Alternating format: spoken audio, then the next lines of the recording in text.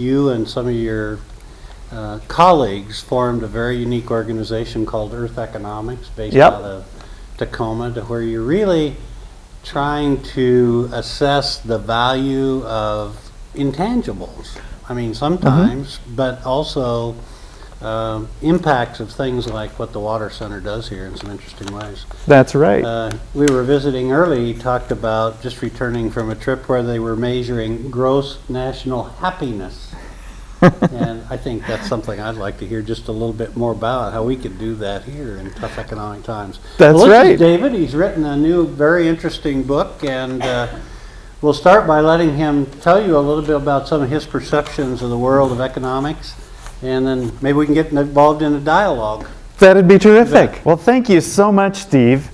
As Steve mentioned, this book is brand new. It's called What's the Economy For Anyway? And my co-author, John DeGraff, is actually a filmmaker, and it was kind of a lot of fun because it's sort of a big survey of economics.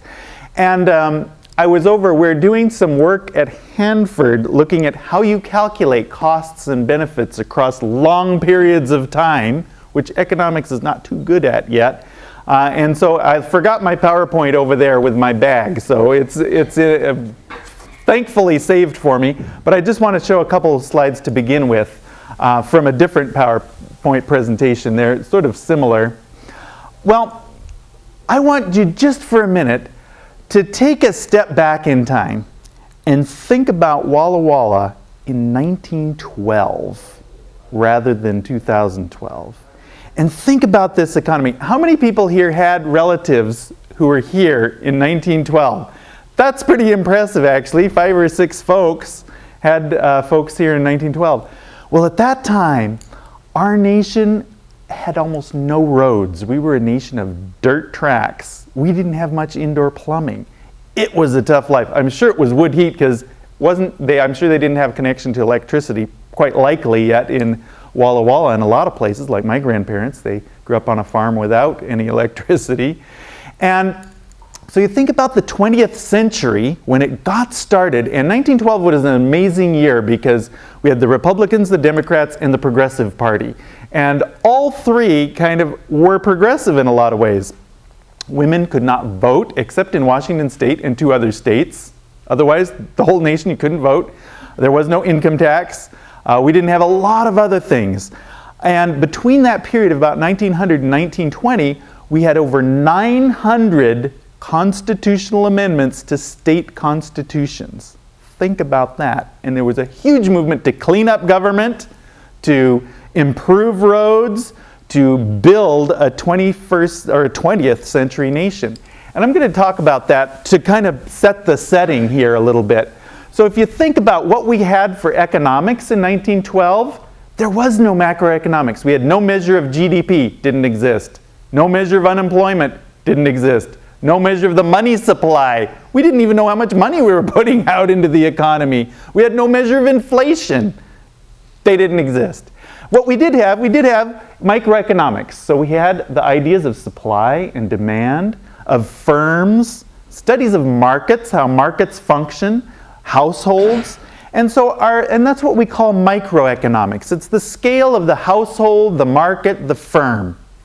And by 1930, that economics was not obsolete because we still use it today, but it could no longer serve a 20th century economy. And we had a huge collapse in the United States. Banks collapsed. Farmers were unable to sell their goods. We had deflation because we didn't know how to manage the money supply. Price of eggs, pork, beef, milk crashed.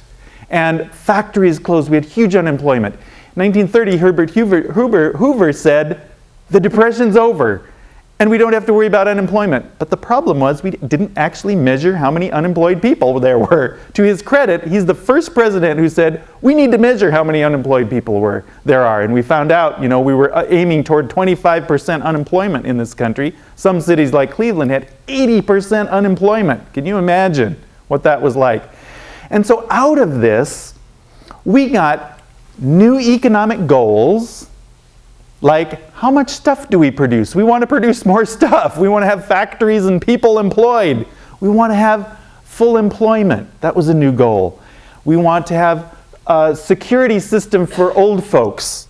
Retired people were the most poor, impoverished sector of American society. The idea of Social Security, in fact, was born in 1912. That was part of the platform of the Progressive Party.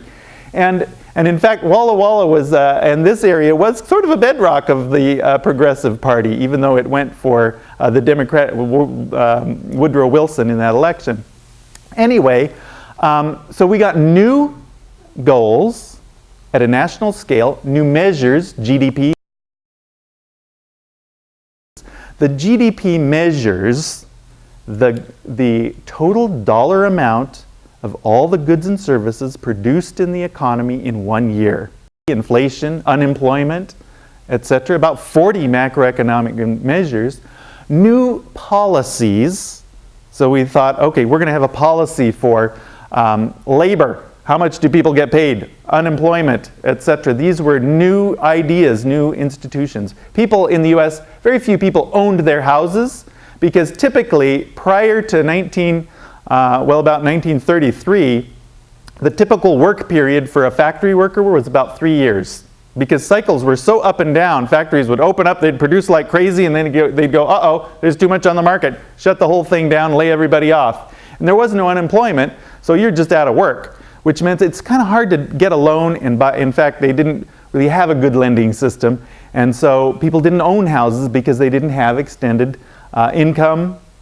And they also, if they had a break in that income, they didn't have any unemployment, etc.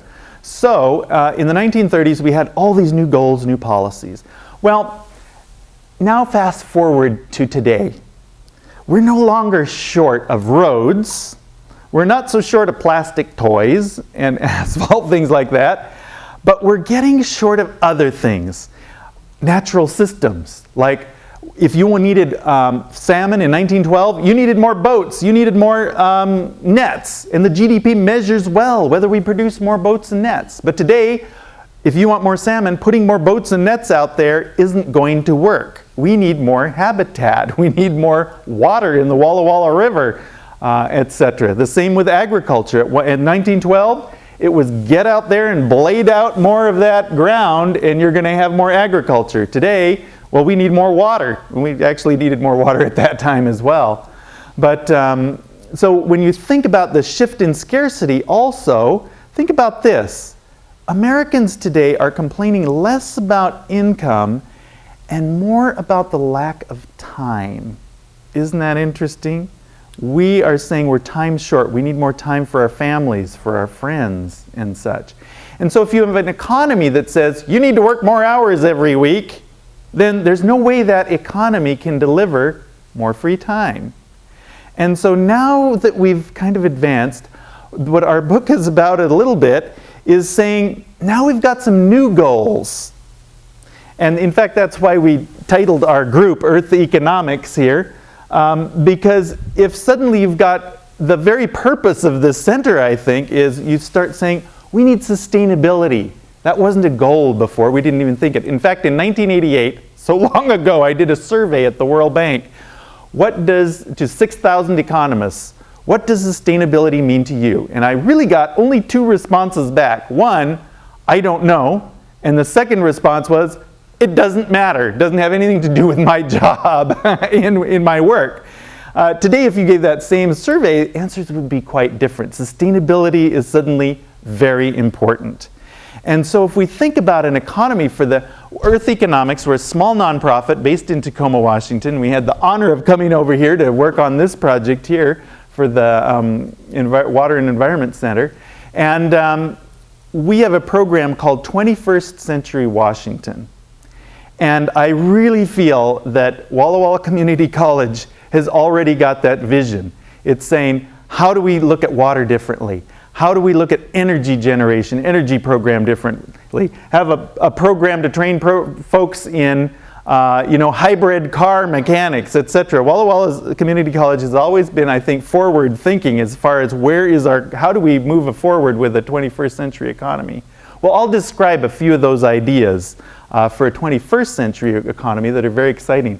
But first, I want to give you a couple, just one case of why we think these natural systems and are undervalued, and why we start needing, why we're looking at an economy with new goals, new measures, new policies, and how do we even look at new institutions.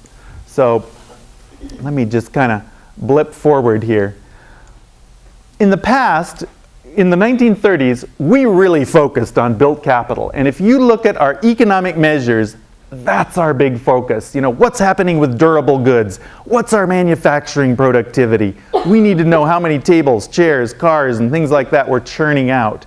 And the GDP was a measure that was heroic in 1934 when it was created. But as you'll see if you read my book, now it's a little bit outdated. So in 1934, in fact, one reason we won World War II, to be quite frank, is that the United States had developed the gross domestic product, which looked at where all our goods and services were produced within this whole country. So suddenly, when it came to marshaling the resources to say, we need all this copper over here to, you know, put into war material, and we need to build planes and everything else, the US had by far the best information of any industrialized nation as to where all the goods and services were being produced and how to reallocate all that into a war effort. And much of that was because of the effort between 1930 and 1940 for putting together a new set of economic data. And so the GDP was truly a heroic creation, a measure. And basically all nations today in the world use it. Even communist China uses the GDP. Not North Korea, but pretty much everybody else uses this suite of measures. Although now these measures, I say, are basically becoming obsolete.